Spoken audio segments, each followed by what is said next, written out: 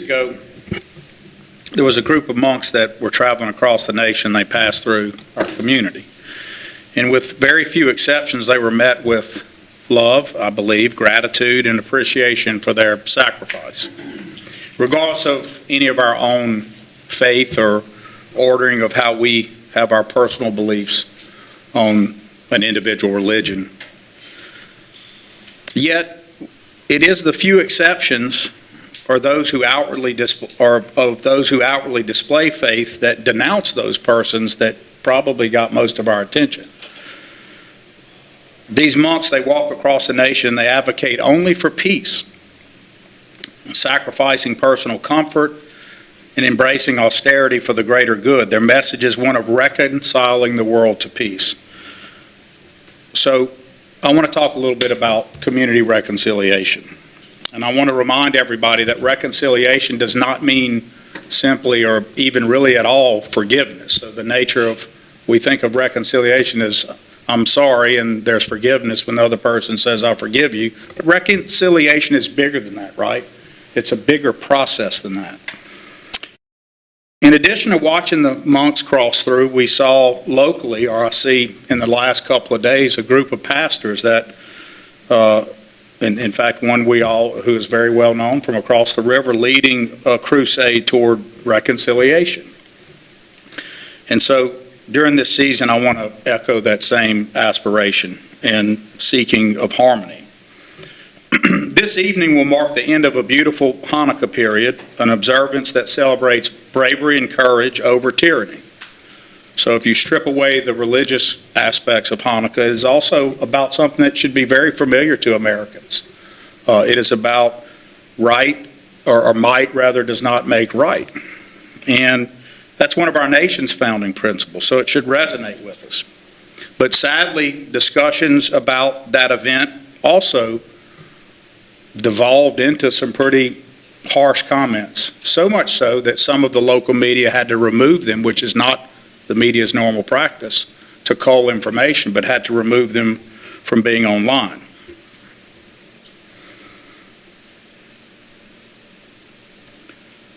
In a song that I think many of us know and love deeply, it starts with the word hark.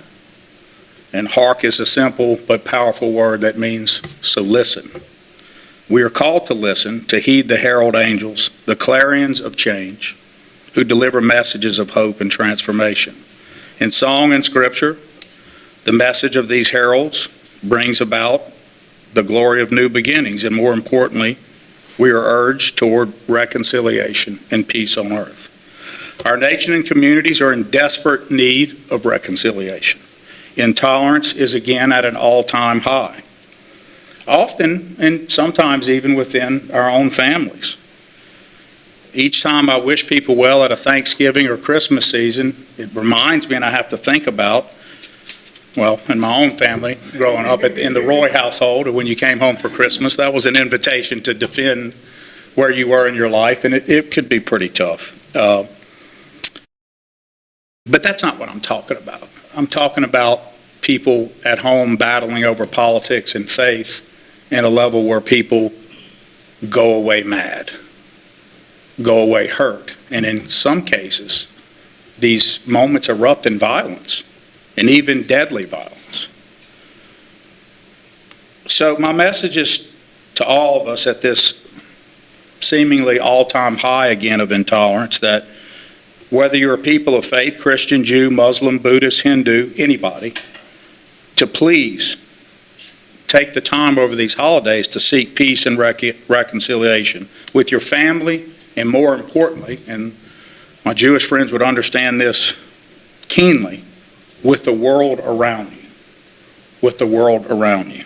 Engage in this process deliberately, because reconciliation is a process. Engage in it with commitment. Reconciliation is not immediate. It requires thought, effort, and dedication. Process implies something also not immediate. Deliberation, thought, and commitment again. If we want to be the city on the hill, we have to work and move forward together. We have to reject division, and we have to reject othering, which I've talked about in many of these speeches, Deborah, as you know. Othering is the philosophical process of labeling those outside of your own group as them. It breeds cynicism and it breeds harm. A just society cannot flourish with an us and them mentality. To achieve reconciliation and achieve a non-othering society, we have to start with truth and an approach to community debate with respect for facts, avoiding reckless or harsh words when you can. Sometimes, obviously, criticism can be harsh. But we need to make sure that we're always thinking about, are we resolving conflict or adding to conflict? Are we trying to reach agreement and compromise, or are we harming that? Are we looking for common ground? Are we trying to move forward together? Are we focusing on the future? I believe that othering and division is a deep immorality, a deep wrong. I don't think you have to come from a faith tradition or have religious beliefs to understand that. To achieve what we need and avoid that, we have to have our community debates on the fertile ground of good information, transparency, and looking for those moments and things that will give meaning to our own competitive advantages and the things that we can do well. There's a hardness of people we also see who do not value life. And there is an equal and opposite force of hardness of people who do not worry about those harmed because they feel it doesn't affect them. Let me say that a different way. There are those who feel or don't understand the value of life, and we see that erupt in violence, whether it's a domestic violence situation where the people really probably don't feel that way, it gets out of control. But then there are those who just don't value it. They either were not taught to value it, or they live in circumstances that take away their ability to value it. All of those are equally terrible, if you can imagine living that way. But there's an old saying about when good folk allow bad things to happen, they're part of it. And I would just tell you that if someone's attitude is that's happening in someone else's neighborhood or that's someone else's problem, I believe personally that that is just as bad. So again, we can't be the proverbial they and them. That cynicism will kill all of us one way or another, figuratively or literally. I also have said before that those who live by the sword die by it. And we know that from violence, but I would also say that it is metaphorically true about a community. That we need to make sure that not only violence, but the violence we do with words, with tearing down businesses, with not giving people a chance in their businesses to flourish and make things happen, can also have the same damage to a community. And we all know that our tongues can be the harshest weapon that we have. None of this should be in any way confused with free speech and the right to criticize government and to ask for a redress of grievances from government. This is about us as a community. This is about the we that we should be. This is about how do we help each other do better. So I'm going to talk a little more about that at the end, but let's talk about some progress and accomplishments. I see some people here that I do want to highlight. I see Ralph Hennessy here representing the England Authority, and David Broussard, who represents his economic development chief, and I want to thank them and congratulate them for doing some really great work over the years, but especially now there's some real opportunities for us to be on the head of some techie operations and things that really would give us a competitive advantage. And also, I would point out that some of the things that they're doing are really about a national advantage. They're at that level of a national advantage.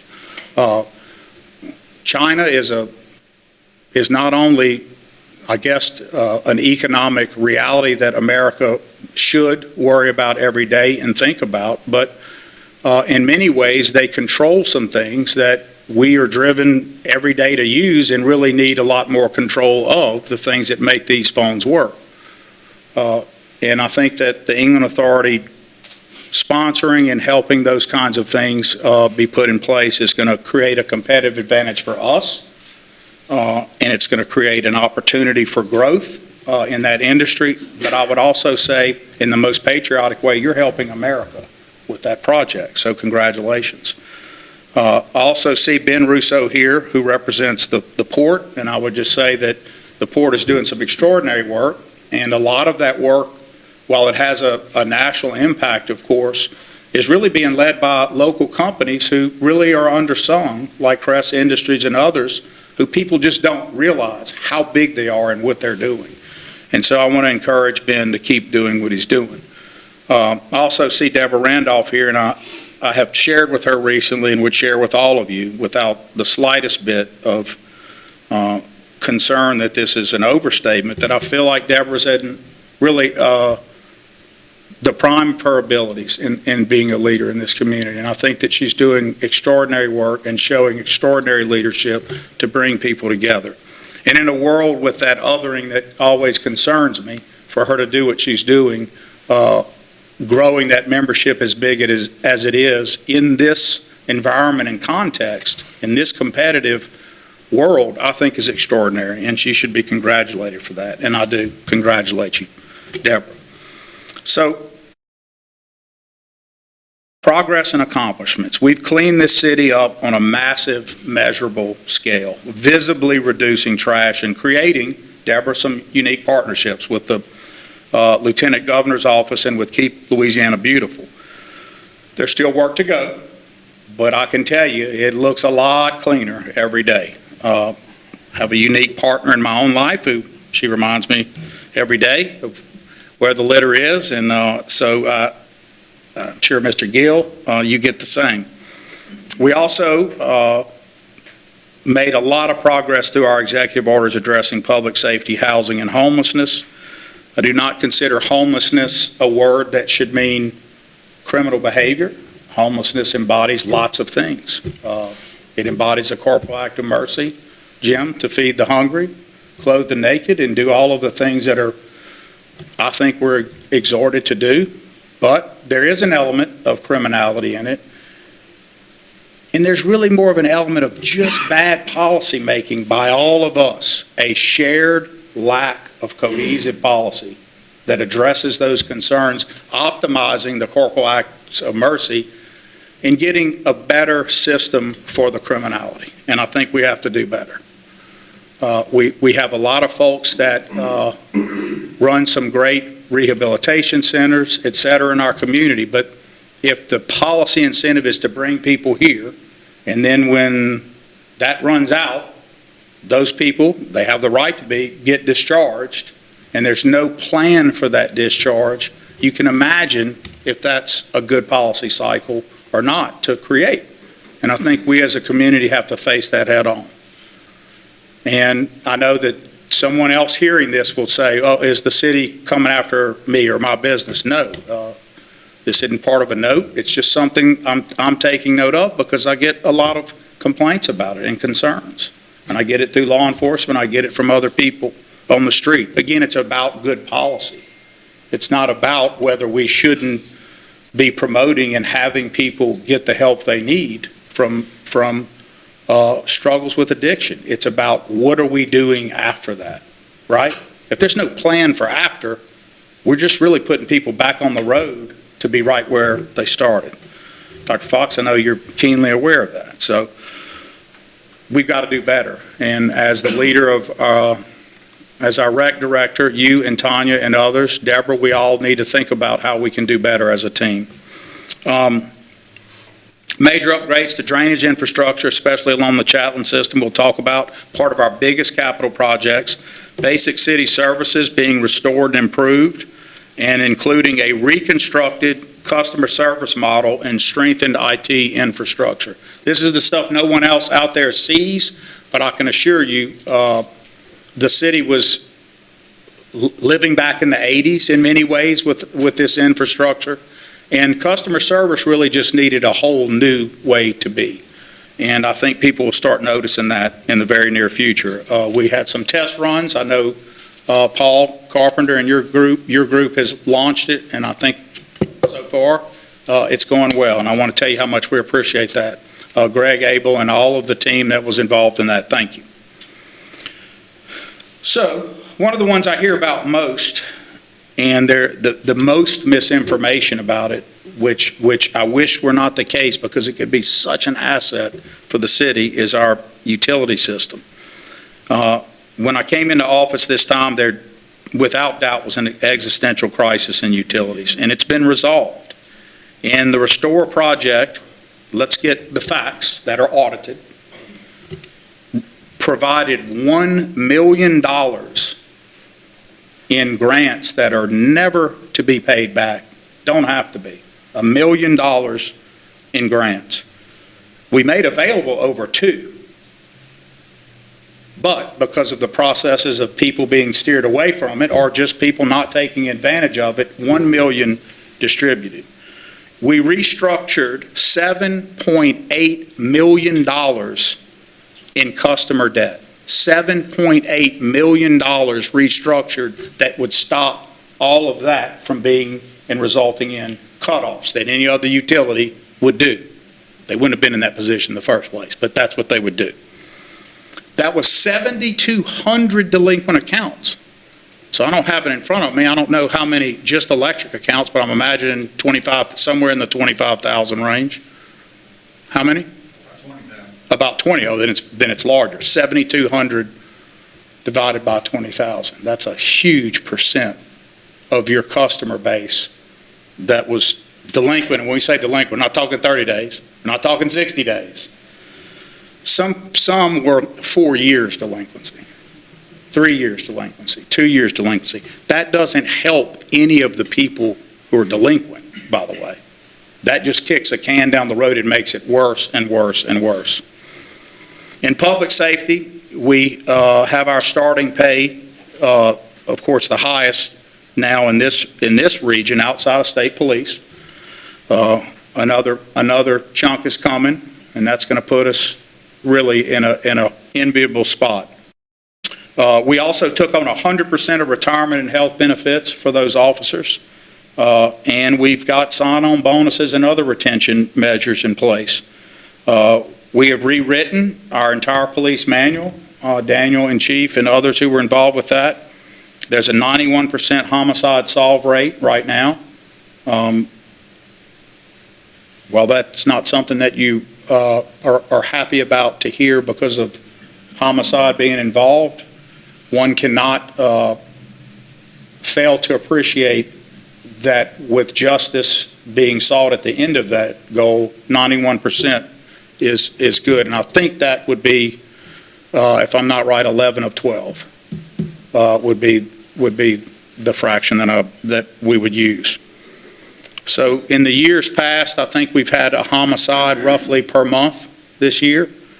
Last year, much more. The year before that, we really moved that one datum down. I think in the term before mine, there was a year of 34. So you can see that's a big difference. It's December 22.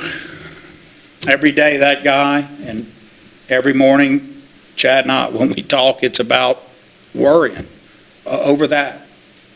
You know, one could change it. One domestic event that goes out of control and involves more than one person, you can see how sensitive the numerator and denominator of that is, right?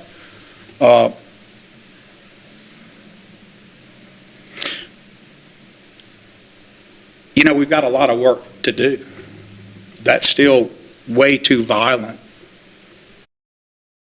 for a city this size. One per month is devastatingly violent. We have some data that show all the years past. There were years with 10, there were years with 9, there were years that went to 3. But in that post-COVID world and in a world where you're not making every effort for force multiplication, et cetera, it is a problem. So we have plenty of job openings for folks who would want to be officers at the right pay and with benefits. We are not seeing the lack of officers coming because of that. We are seeing without doubt, and the data's in now, that people just don't want to be police right now. They don't want to be police anywhere, but they're going to choose to be police in easier environments than in urban environments or environments where the calls are higher or more risk is involved. And so we've got to continue to think about force multiplication, Chad, and that will always involve technology and relieving the officers we have of the more mundane, less critical duties so that they're reserved for those duties. But it should never relieve them from building back toward a community police model. And we're doing that with technology and in new ways. So in public safety, we've got a lot happening, but we've got a lot more to do. We are also introducing now, Tanya and others, a team of violence interrupters. Stacy, thank you for working on that. As part of our Nehemiah initiative, also Dr. Skip Fox, thank you. Having community violence interrupters is another method that I think will be and prove to be important. So,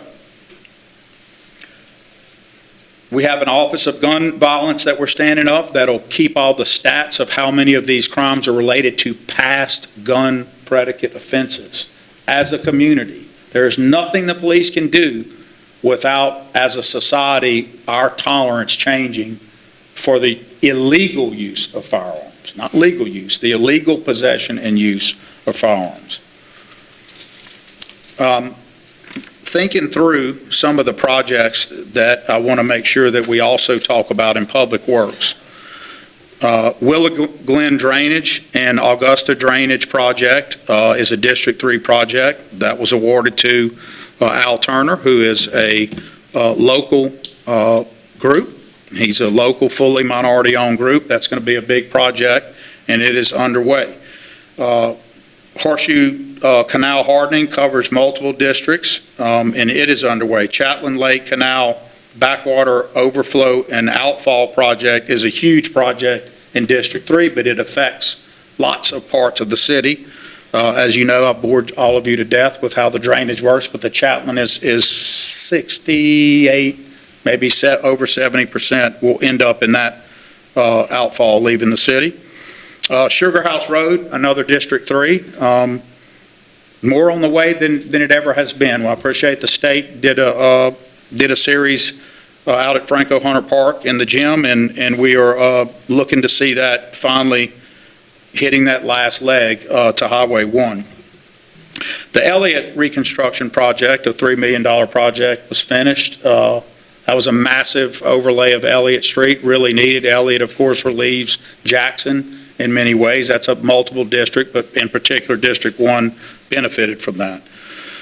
We have a lot of street improvements underway. Hudson Boulevard, Broadway, Avenue to 49, Dallas Avenue, East Texas Avenue, Washington and Lee Streets, also the Riverport Road project. So that's just about all District 3 and a District 1. We are letting a whole bunch of other road projects. I'm not going to list all of them, but through 26, there's just a whole lot of projects that are happening and underway. And that is a good place for us to be. Those public works projects, they don't just add to the city and keep things going. They provide jobs. They provide work. And it's especially nice to hear local people getting some of that work. I want to talk a little bit about our economic outlook. I think that there's a lot of focus sometimes on the closure of retail, which is usually just moving retail to retail. And I looked at Deborah just now. It's just not, it's not the measure you use if one place closes only to reopen another version. Or in the case of Chick-fil-A, I saw that the mall one is going to be shut down, which has been being talked about and known a long time. But if you look at the one they doubled in size, it's one of the biggest ones and most successful ones anywhere. Not locally, anywhere. You can see that commitment and why that decision gets made. But I'd like to focus more on the value-added stuff like we talked about in England and other places, and just remind people of all the things that are going well. One of the things you would look at would be sales tax. And so whether you break it down by the city or the parish, from 22, so I'll just count from 23, so 22 to 23, there had been some decline. Our administration takes over in the year proper of '23. We had a city sales tax climb to 25 that was tremendous.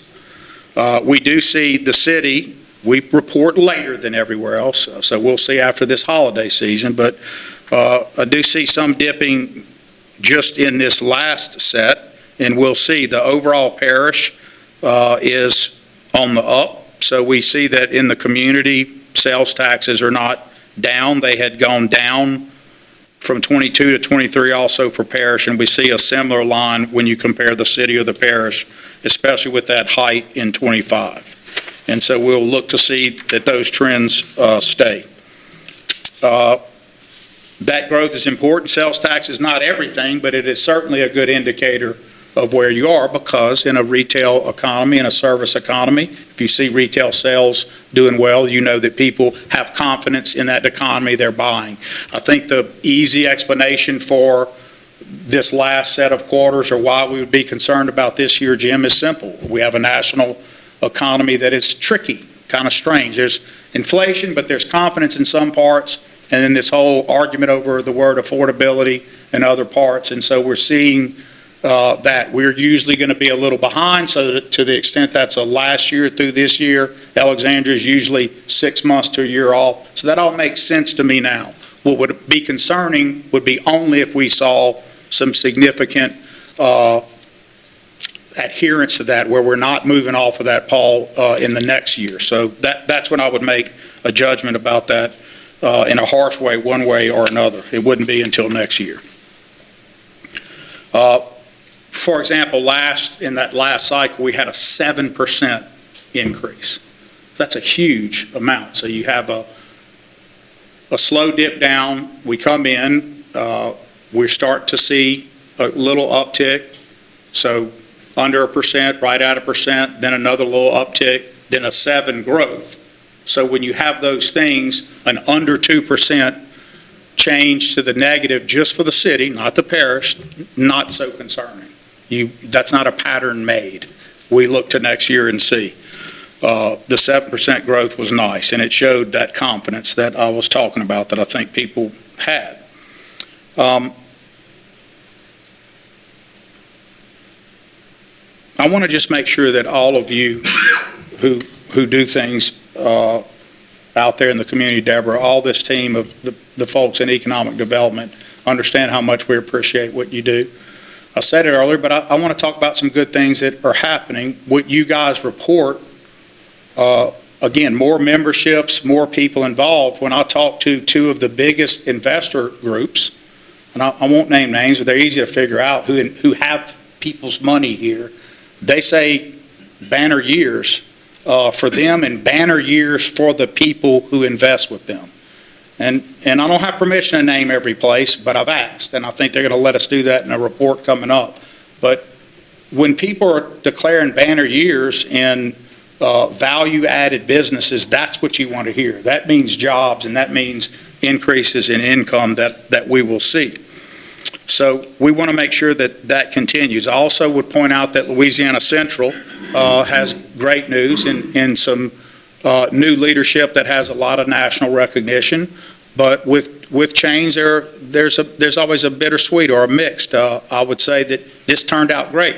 One of the leaders there is going to be taking over the United Way, and when at its best, Ms. McGill's, we know that the United Way in the past, especially under Mr. Britt, really functioned as a clearinghouse, if you will, for NGOs. So think about how, earlier we were talking about homelessness policy and other things, how great it would be to have a role like that in place again, where you really have one group, they're not in charge, but they help function as a clearinghouse. So you have what? Non-duplicate, we don't want duplicated services everywhere. You really can align missions better. Yes, 2 people can do one. We need more than 2 in homelessness, but align those missions where you're really getting the best bang for your buck in those services. And I'm not saying that's what they plan to take on. That's just a hint of what I'd love to see them take on, and I think it would be very helpful if they move back into that role, and I think under the leadership that they'll be able to do that. So here's hoping that we see that, Deborah, and I think there's a good chance that we will. Uh,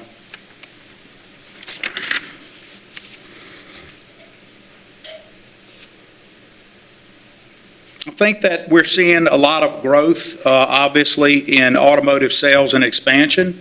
And I would tell you that in addition to sales tax and housing starts in West Alexandria and the new neighborhoods there and businesses out on 28, those are all absolutely a good sign.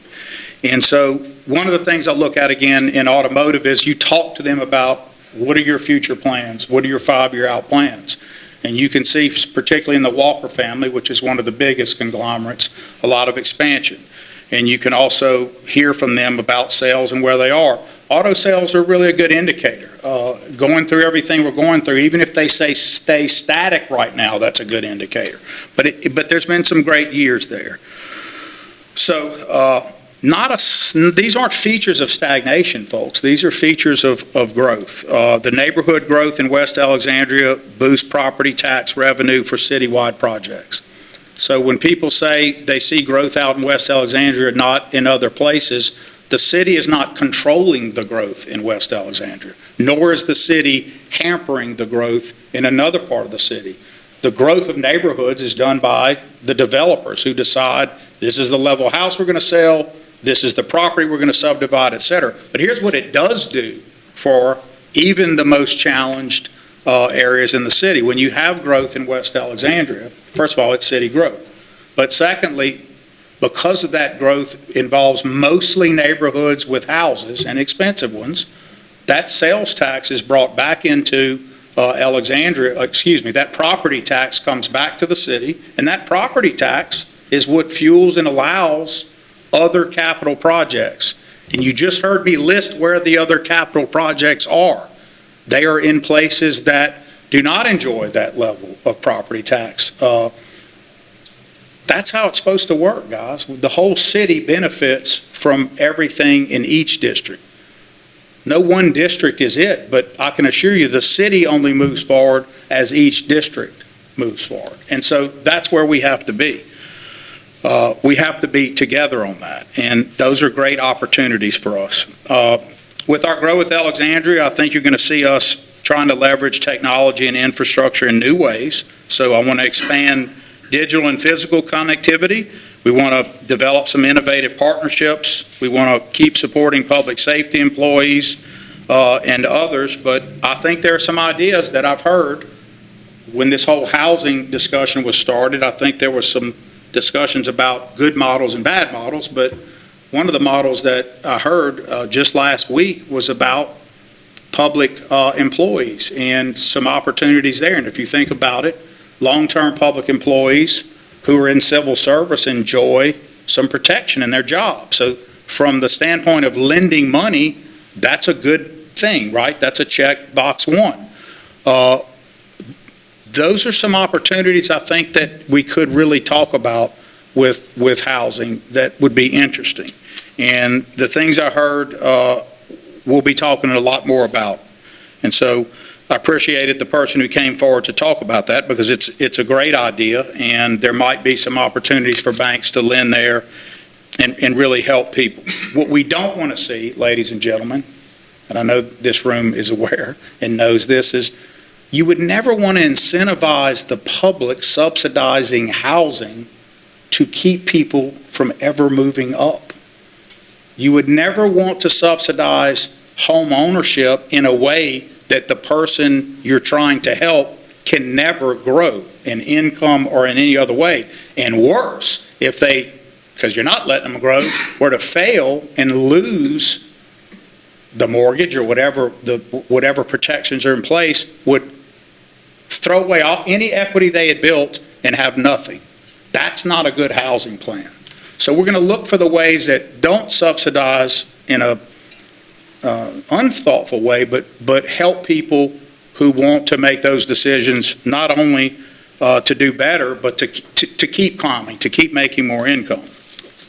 And I think there's some great opportunities that will come along that way. So I also want to talk about strategic partnerships, and we'll end after that. We really appreciate what LSUA is doing downtown. The CLTCC partnership we had a few years ago I think was part of enticing all of that. I think that's all a good thing. We have a definite dearth of allied health providers, particularly nurses, that this can help, a shortage, if you will, and I think this is going to address that and create great jobs. There are real opportunities for growth here, and we have to decide if we as a community are going to us and them this, or if we're going to come together and grow together. And those take strategic decisions, but they take some of the people here who are knowledgeable about this. Some of you will have to come a little more out of your shell to get involved in, not just in your own tower, but in this whole community discussion. I don't want to spend any time on this being negative because of the season, and it's just not the proper message of a forward message. But we have to all make sure that the voices we hear are the voices about progress and moving forward, forward-looking voices that should never drown out people who are trying to say there's a need. But need should be addressed by a plan to lift people up and move forward. And it's going to get worse, guys, in the next year. It's going to be a political year, and you're just going to hear a lot of that. So I would just caution people to think about that and use your powers of discernment, and use your power of discernment in this way specifically. Look for facts.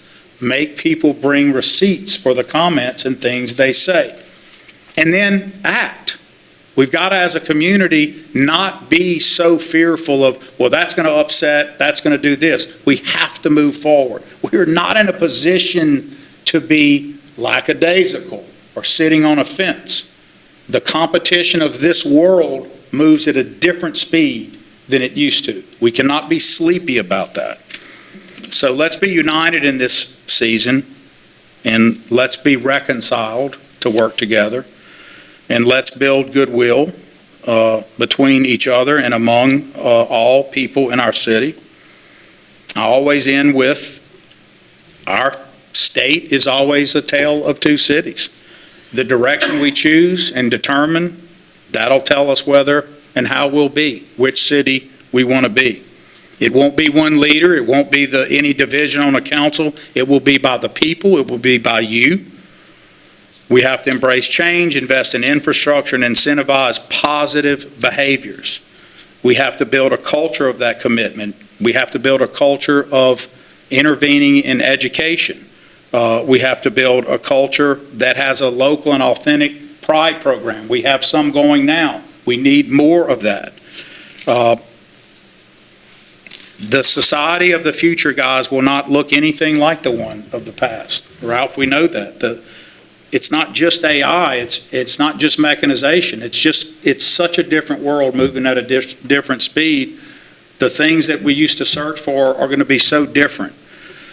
But we have to make those decisions together. There's a lot of things on the table of projects, and while I'm not weighing in on which way any should go or not, the debate needs to be real, it needs to be backed by facts and data, and then we need to make a decision.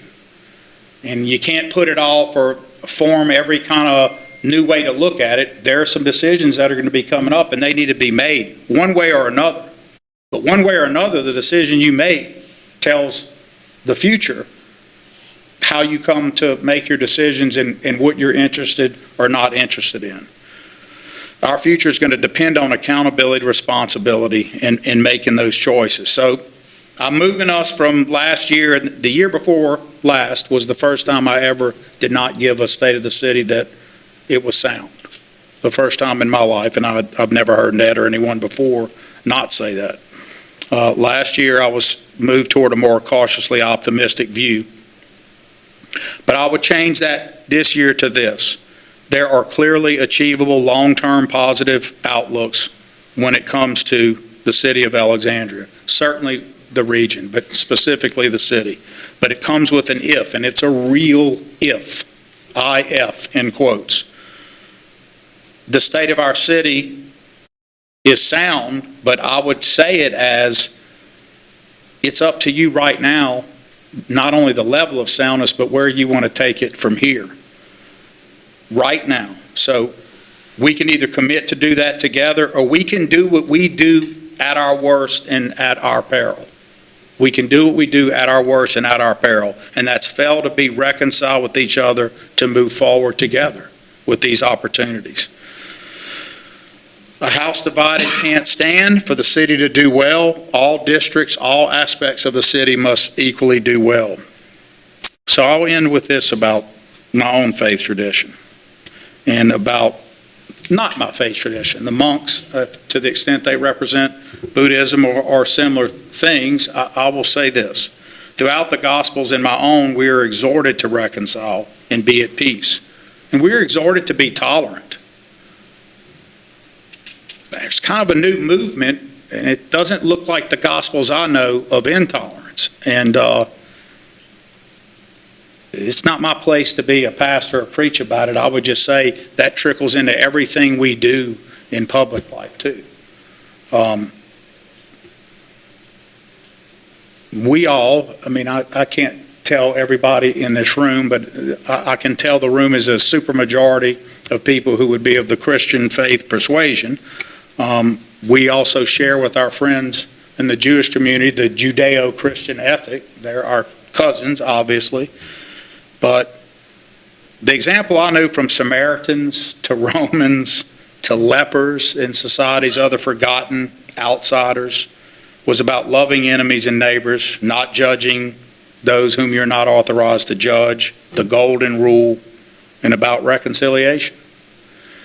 And there should be no confusion about robust talks and need versus othering and calling people things that aren't true for the purpose of politics if you want to move forward. Look, I'm going to be harsh about this. Alexandria has had a challenge with this my whole life. And I'm not going to name names, but I know heads that are doing this that know this. And when you compare it to Lafayette or other places, there is a unique othering that can be our biggest Achilles heel here. And we've got to get out of this. It will literally arrest us and stop us from moving forward. It's not as simple as social media. It's much bigger than that. It's an idea as expressed to me by a captain of industry about 2 weeks ago. I said, just tell me in your most succinct words what you think it is. And he said, largely, somehow there is an ethos here, if you will, maybe a pathos that, that for you to do well, or for me to do well, you have to not do well. And that's not going to work, guys. We're going to have to not be about that. I asked why. My next question was, okay, I'm not sure I accept that as true about my community, but if it's acceptable to you, you tell me why. And one of the theories is, well, people may perceive the pie not being big enough. So in their mind, the perception is, I've got to do more. He's probably figuring out who it is because I see him nodding. So there's two things you can do. One, you can reject that and say that's not true. But if you want to continue that is true about the size of the pie, then there's only one thing left to do. Grow the pie. And the only way to grow the pie is for us to be together and grow it. This is a good community, and the people here are strong and can take a lot. And by and large, get along and work together, go to church, do the things they do every day without violence, without problems. But if we as a community don't focus on the communities of need where that is, if we don't focus to make sure we're creating opportunity for all, then we're all part of not moving that solution set forward. So that's my challenge to you. Be reconciled to work together. Be reconciled to grow and make a better community. God bless you all. Thank you for coming and listening today. And I hope you have a safe and happy Christmas and holiday season. Hug some loved ones. Try not to fight about religion and politics too much. And enjoy some great food. God bless you. Thank you.